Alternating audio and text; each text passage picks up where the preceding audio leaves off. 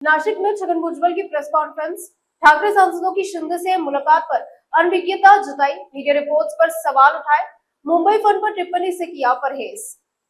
बैठक झाली की नाही याबद्दल नक्की काही माहिती मला सुद्धा नाही आणि आपण सुद्धा ही बातमी जी काही सांगतात ती सूत्रावर तर काय सूत्र आहे, खरं काय, खोटं काय, मला काही कल्पना नाही. परंतु मला असं वाटतं की उद्धवजी ठाकरे जे आहे ते स्वतःच्या खासदारांची आणि आमदारांची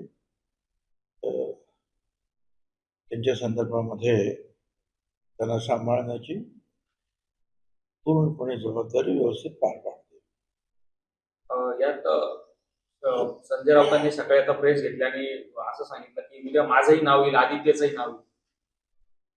हा म्हणजे हे जे चालवतात तुम्ही जे बातम्या त्याच्यावर तो एक सरकास्टिक असा रिमार्क्स आहे त्याचा की तुम्ही कोणाची नाव चालवतात, काही करता, असा त्याचा अर्थ आहे. त्याच्यामुळे खरं काय आहे ते कोणालाच काही माहीत नाही.